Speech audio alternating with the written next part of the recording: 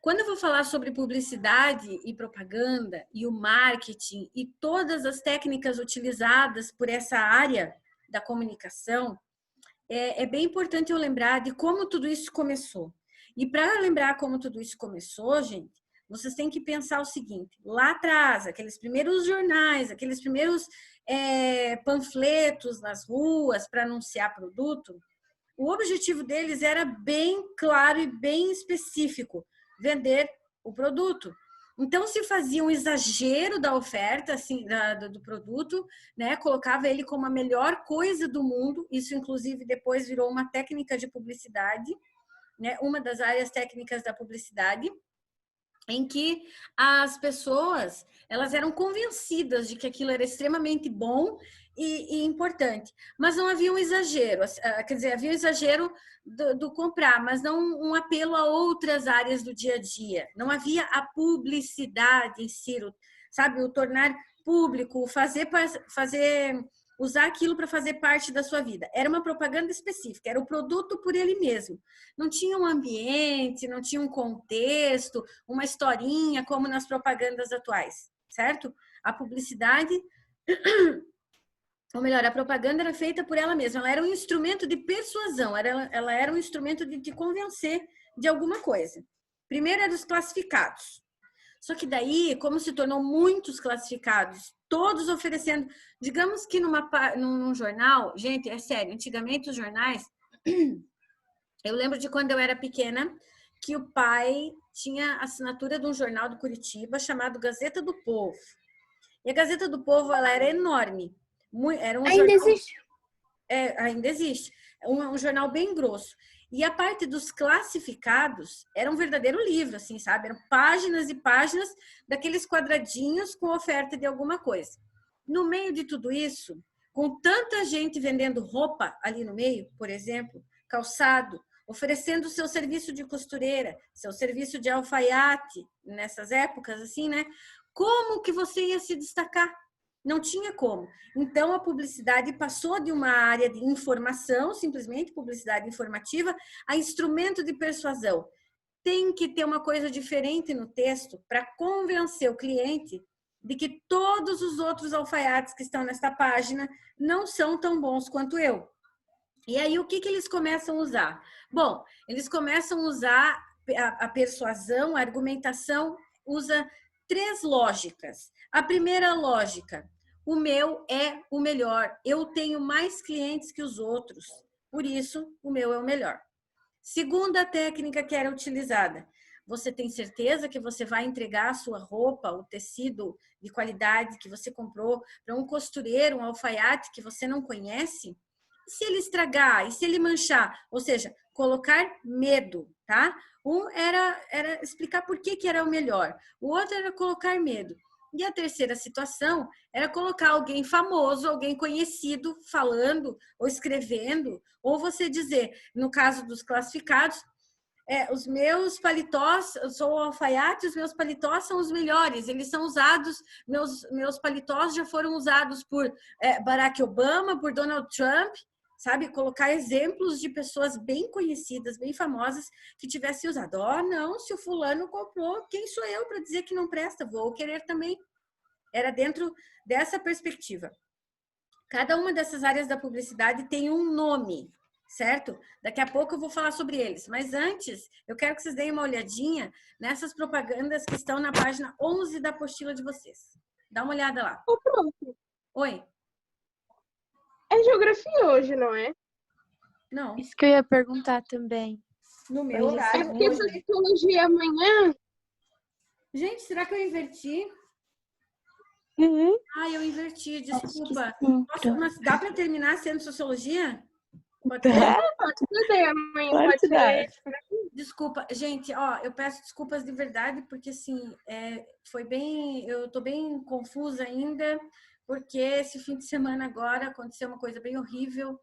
Na passagem de sexta para sábado, meu pai teve um AVC, e daí ele perdeu do nada, assim, né? Ele perdeu o movimento das pernas, o controle de xixi, perdeu a fala, tudo. Meu Deus. Tá numa Nossa, cadeira de sério? rodas. Não, Então, não é esse fim de fácil. semana, E nesse momento, Sim. inclusive, eu estou um pouco... Uma parte de mim está aqui, uma parte de mim não está. Entendem? Sim, Então, a gente entende. Tudo bem, Pro, tudo bem. desculpa. Não tem Imagina, Amanhã eu a aula prometo tá que vai ser aula de de geografia, qualquer tá? jeito. Não tem problema, Pro. Amanhã é aula de geografia. Desculpa. Eu que fiz. É só Imagina. que eu tava bem perdida que eu não sabia se eu abria a apostila de Eu tava nas geografia. páginas erradas. Sim, Eu entrei tá. em geografia primeiro e não achei o texto pra Não, ler. desculpa. Coisas Nem, Sem problema, prof. Sem problemas, prof. Não Então esquenta. tá, obrigada. Tranquilo. Então vamos tentar continuar aqui agora. Vocês acharam lá na apostila já? Sim? Tá. É na página... Sim. Tá. Aí lá em cima tem as pernas de uma mulher e tá escrito assim: resistem a toda inspeção, entre aspas. Hoje em dia não pode colocar isso numa propaganda, porque isso é símbolo de machismo, que significa que é um homem que vai passar as mãos na perna dela. Não pode, tá? Mas as propagandas já foram assim. E daí diz lá naquele textinho embaixo: as meias Rod de nylon, delicadas e perfeitas, guardam na sua transparência singular o it irresistível que aumenta o encanto das graças femininas. Ou seja, você vai conseguir conquistar mais gente se você estiver usando essa meia calça, porque ela enfatiza a beleza das pernas, etc e tal. Depois do lado, isso é um exemplo de anúncio de um determinado tipo de publicidade, que eu já vou explicar para vocês. E do lado, outro tipo. Daí tem o cara lá, um cara comum, normal, né? Assim, básico, e daí tá escrito assim: eu era assim. Daí tem a cara dele. Cheguei a ficar assim. Aí só tem só o esqueleto, ou seja, ele ficou muito doente, mal mesmo. Aí tá lá: sofria horrivelmente dos pulmões, mas graças ao milagroso xarope peitoral de alcatrão e jataí, preparado pelo farmacêutico Honório do Prado, consegui ficar assim. E daí tem um cara de bigode, o cabelo bem penteado, vejam que ele está bem vestido, né? Completamente curado e bonito. Esse xarope cura, é o que está ali. Daí, tosses, bronquites, asma, rouquidão e escarros de sangue. Imagina, gente, até tuberculose. Preço do vidro, aí eu não consigo entender, 500 alguma coisa ali. Único depósito na capital federal. Daí tem lá endereço e tal. Esse é outro tipo de publicidade. É aquela publicidade que apavora, que põe medo, assim, sabe? Então tá, vou explicar cada uma das publicidades agora. A primeira publicidade, a primeira escola publicitária, né? Ou a primeira forma de produzir anúncios foi a chamada Reason Why. Escreve R-E-A-S-O-N, Reason, e o Y é W-H-Y, tá bom? Reason why, a razão pela qual. Ou seja, onde eles vão te convencer, vão te dar uma razão, um motivo para ter aquele produto. Eles vão apelar para todas as possibilidades para que você tenha. Então, vão convencer, a gente diz isso, que é um convencimento de maneira apelativa. É a razão pela qual. É o exemplo da propaganda da primeira ali, ó. Da moça com as pernas de fora lá e de meia calça, ela vai atrair mais olhares e tudo. Então, a razão por que ela utilizar aquela meia calça. Tá. Segunda proposta, ou segunda forma de publicidade é a Scare Copies, certo? Escreve S-C-A-R-E. Eu acho que não tem elas na apostila de vocês, mas enfim. Scare Copies. S-C-A-R-E. C-O-P-I-E-S. Scare Copies. O que isso quer dizer? É convencer, é como se estivesse convencendo, assustando. Ele vai te mostrar o lado ruim de não ter aquele produto. Ele não vai te mostrar o lado bom do produto. Ele vai te dizer o que você não vai ter ou o que vai acontecer de ruim para ti se você não comprar o produto. Não mostra o bom do produto, mas o ruim da tua situação se não comprar o produto, tá? Então, o objetivo é mexer com o ego, mexer com a imagem da pessoa. Que daí, na apostila, é aquele segundo exemplo do xarope lá. O cara era meia boca, tomou o xarope, ficou horrível. Quer dizer, sem tomar o xarope, ele ficou horrível, doente. Aí, ele tomou o xarope. Além dele se curar, ele ficou até mais bonito, né? Vocês viram ali. Mais cabelo. Aham, tudo. Né, o bigodinho, tudo, acho que até a roupa foi com o remédio que ele conseguiu. Enfim, no terceiro exemplo, só um pouquinho, gente. No terceiro exemplo, ou na terceira forma de publicidade, eu tenho o testimonials. O que isso quer dizer? É como se tivesse o testemunho de alguém importante. Tem uma pessoa importante falando que é bom, tem alguém importante dizendo que usa isso. A Gisele Bündchen falando dos produtos da Pantene. Meu Deus, e quando ela passa a mão naquele cabelo, assim, parece que os fios foram milimetricamente colocados para que na hora do caimento, ele, sabe, chega a ter um ritmo, assim, o caimento do cabelo dela. E ela não passou por salões de beleza, sabe? Ela só usou o Pantene e secou o cabelo naturalmente e ficou perfeito daquele jeito. Não teve Photoshop, não teve iluminação de estúdio, não teve cabeleireiro, nada. Foi o produto Pantene, claro. Enfim. E aí eles usam artistas, usam pessoas conhecidas, né? Para fazer propaganda de determinado produto para convencer você que se aquela pessoa usa isso e eu posso comprar, então eu também vou usar. Porque eu estou sendo igual, ou eu estou entrando na mesma lógica dessa pessoa, eu posso atingir uma perfeição tal e qual ela. Entenderam? Assim, ó. Eu agora vou... Eu tô com a voz meio... Eu vou continuar a explicação aqui, agora. Só que no final disso, eu vou passar um monte de links para vocês, vários links do YouTube, para vocês acessarem vídeos que são vídeos de propaganda. E daí vocês vão acessando os vídeos de propaganda e vão identificando para mim. O que é isso? Qual que é essa? Qual que é aquela? Ou então, assim, eu posso ir passando agora, enquanto eu tô explicando aqui, mas o problema é que daí a gravação não vai ficar legal do Zoom, né? Porque vai ficar com diversas falhas. Então, é melhor eu passar no final. E aí, a gente vai se falando depois, de acordo com... Nem que eu chame outra reunião depois, para a gente conversar um pouquinho sobre essas propagandas. Elas são de 30 segundos, de 1 minuto, são bem curtinhas, tá? Deixa eu só terminar aqui rapidão essa parte mais teórica, e daí eu quero que vocês se divirtam com as propagandas que eu escolhi. Tem uma mais engraçada que a outra, bem legal. Porque daí vocês vão me dizer se é scare copies, se é testimonials ou se é reason why. Tá convencendo alguém, mostrando a parte boa, tá convencendo, apelando, dizendo, olha, se você não fizer, se você não usar esse produto, tu não vai conseguir as coisas que quer. Ou tá usando alguém famoso para falar sobre o produto, tá? Vamos lá. Então, continuando aqui, o que a propaganda, o que a publicidade faz? Aurora, dá licença, por gentileza. Obrigada. O que a publicidade faz? Ela altera o ethos da sociedade. Lembram que eu já expliquei para vocês? O ethos é aquele conjunto de hábitos que definem uma sociedade. Que se você for mudando, vai mudando o ethos social. Então, se todo mundo guardava dinheiro na poupança, de repente todo mundo gastou, começou a gastar e nem sobra mais dinheiro no fim do mês, o que mudou? Um hábito, uma prática social. Então, isso chama-se novo ethos. É o novo conjunto de práticas da sociedade. Ninguém usava máscara, todos usam máscara. Novo ethos social, novo conjunto de práticas e hábitos de uma sociedade. Tá, acho que eu já tinha explicado isso na aula passada. Tinha ou não? Me ajudem a lembrar. Tinha. Tinha? Ah, então tá. Então, só relembrando agora. E a publicidade, ela vai fazer isso, gente. Ela vai mudar completamente os hábitos das pessoas. Vai fazer elas se adaptarem a novas realidades, que é a realidade de consumo, mas de um consumo assim. Eu tenho que ter porque... Ai, você viu a propaganda? Não sei. Vi. A musiquinha, né? Daí canta todo mundo ali, que legal.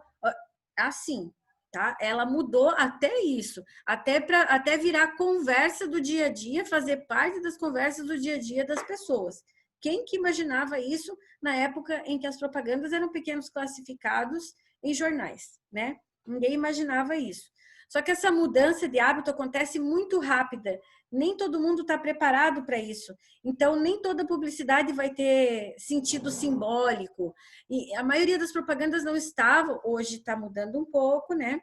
Porque existe o CONAMA, que é um sistema que regula as propagandas, que organiza, regulamenta, não regula, né? Que regulamenta, que tem leis, códigos disso, daquilo. Mas antes, quando era tudo solto, gente, as pessoas iam fazendo do jeito que elas quisessem as propagandas. Ninguém buscava um sentido naquilo. As propagandas, elas eram jogadas e colocadas de qualquer maneira com o objetivo de venda. Se isso vai fazer sentido para você ou não, não interessa. Se isso é ético ou não, outra coisa.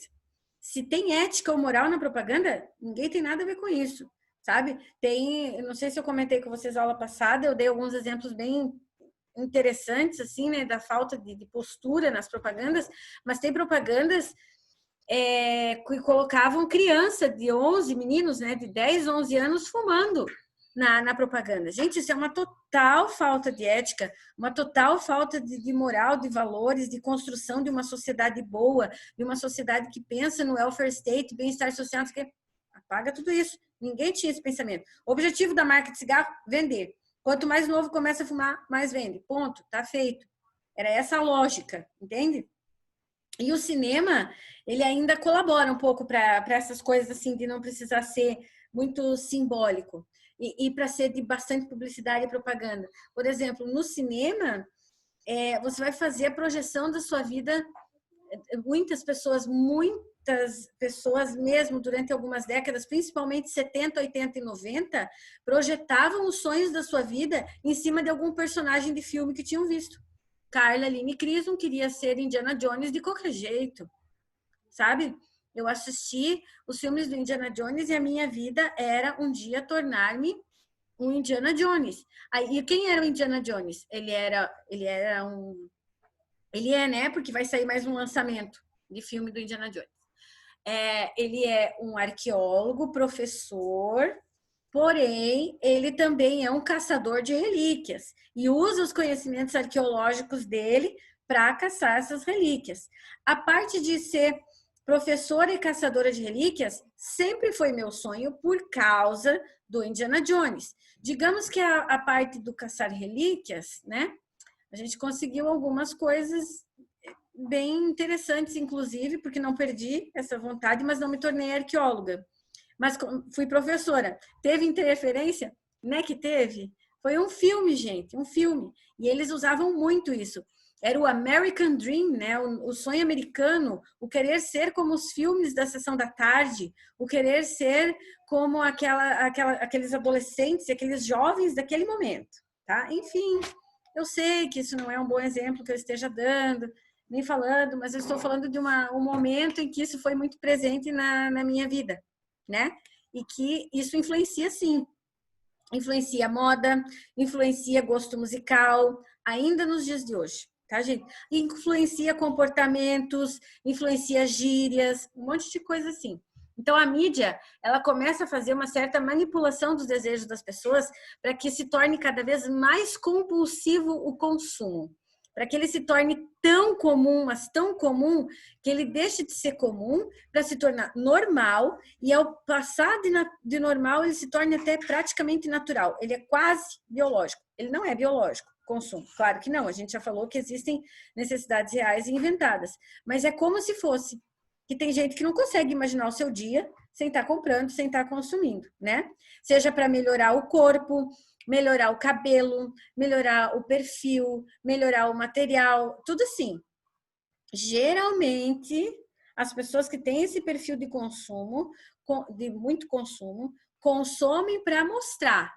Então, eu não vou consumir assim. O consumista, ele não vai comprar muitos livros e ler muitos livros ou comprar muitos filmes e assistir muitos filmes para poder transmitir conhecimento para as pessoas. Não. Ele vai comprar casa, carro, lancha, ele vai comprar roupa, calçado, maquiagem, esses tipos de coisa, tá? Porque o objetivo é mostrar, o objetivo é que os outros vejam o que você tem, não que necessariamente você é, quem você é, mas o que você tem.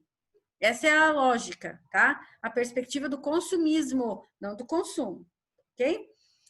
Isso, infelizmente, qual que é o problema sociologicamente falando? Isso oculta muitas situações sociais. A propaganda, por exemplo, atual sobre o ensino à distância e as adaptações da educação. Estamos juntos, não sei se vocês já viram essas propagandas, juntos pela educação, aí as tecnologias, os alunos em casa olhando o computador, ou em 2, 3 ali juntos no celular e coisa, e todo mundo sorrindo. Mas isso oculta situações sociais. Nós já conversamos sobre isso, né? Quantas pessoas têm acesso a esse computador, a esse celular e a essas aulas remotas que estão acontecendo? Pouca gente. pouquíssimas pessoas, né? A maioria não está tendo esse acesso. Então, a gente vai pensando e lembrando dessas situações. Novela, gente. Novela foi outra coisa. Hoje em dia já não é tanto, por conta das mídias sociais. Mas as novelas já foram um instrumento muito poderoso de convencimento de consumo. Tanto que na novela e nos filmes a propaganda não se chama publicidade, nem propaganda, nem marketing. Se chama merchan, ou fazer merchandising. Significa o quê? Mostrar a mercadoria sendo utilizada, não precisa falar o nome dela. Aquele cara, aquele boy maravilhoso nos filmes da década de 80, chiquérrimo, com aquele, como é que fala? Aquele topete, aquela roupa jeans lindo, chegando numa festa da escola, festa de fim de ano, todas as meninas da escola apaixonadas por ele. E ele chega na festa da escola com uma Coca-Cola, uma lata de Coca-Cola. Não é só as meninas da escola no filme que vão querer tomar. É toda a galera adolescente que estiver assistindo, meninos e meninas, para serem os tais a partir de agora, na hora do recreio. Eu não vou ficar me levando suco ou a minha mãe dando térmicazinha de café, de seja lá o que for. Eu vou levar uma Coca-Cola. E aí todo mundo levando Coca-Cola para a escola. Entenderam? O cara falou da Coca-Cola? Não. Falou, tomem, é o melhor? Não. Mas ele era uma pessoa importante naquele contexto do filme e ele estava tomando uma Coca-Cola. Isso se chama merchandising. Aquele filme que vocês estão assistindo e, de repente, a atriz principal é uma jornalista e ela está cobrindo uma matéria sobre os refugiados e não sei o que, não sei o que. E daí, de repente, ela aparece tomando, na correria do dia a dia, um café, um Starbucks, não sei o que. Pronto! Quem não quer? É esse tipo de situação, tá? Nossa, como eu falei rápido. Então, oculta as condições em que isso tudo é produzido também. Quem são as pessoas que estão por trás disso? Quais são os bens materiais? Quais são os bens simbólicos? Qual é a mão de obra que está por trás de tudo isso, tá? A publicidade infantil, ela é proibida no Brasil, não sei se você sabe. Então, ela não era, mas ela tornou-se por uma resolução do CONANDA, que é esse órgão que fiscaliza isso, que comanda, né? E o CONANDA fez uma resolução para que dentro das leis que cercam o ECA, o Estatuto da Criança e do Adolescente, a criança não seja utilizada como um veículo de consumismo. Então, não tem propaganda de coisa de criança, porque ela só pode ter propaganda para o consumidor. Criança não é consumidor, ela não tem dinheiro dela para comprar as coisas. Ela vai tentar convencer alguém. Então, ela está desenvolvendo uma capacidade argumentativa de manipulação, que não é bom no processo educacional. Corta-se as propagandas. No Brasil ainda tem algumas, né? Mas tem países em que não tem mais há muito tempo. Simplesmente não, proibidíssimo. No Brasil tem umas aberturas, outras não. Enfim, coisas que pode, coisas que não pode, tá bom? Senão vocês imaginem o Lucas Neto, né? Ia aparecer propaganda dele, das coisas dele a cada 2 minutos na televisão. Ia ser impossível. Mas enfim... Credo. Mas enfim, existe esse controle, tá? Então, eu vou passar para vocês agora as propagandas, vocês vão analisar elas, certo? E daí essa análise que vocês vão fazer dos vídeos, vocês vão escrever sobre esses vídeos. O que vocês vão escrever? Análise sobre mercadoria, técnica publicitária, sociedade de consumo, o ethos e o tal espírito do capitalismo do Max Weber, que é o seguinte: instaurou-se o espírito do capitalismo, certo? Existe uma ética, mas essa ética ainda nos leva a comprar. O livro principal do Max Weber chama-se A Ética Protestante e o Espírito do Capitalismo. A ética protestante, que é do período que o Weber escreve, é aquela ética do não comprar abusivamente, não praticar usura, não querer que os seus funcionários trabalhem sem controle, só para que você ganhe bastante dinheiro, não querer ter dinheiro de monte, não querer acumular coisas em casa. Essa era a ética protestante. Guardar um dinheiro para situações que você não imagina. Só que logo nessa época em que as pessoas têm essa ética protestante, principalmente o estadunidense, o inglês da religião protestante, tá? É por isso que ele fala de protestante, não é de protesto, é da religião mesmo. Como que ele enfrenta e lida com tudo isso no momento em que despeja-se sobre ele o espírito do capitalismo?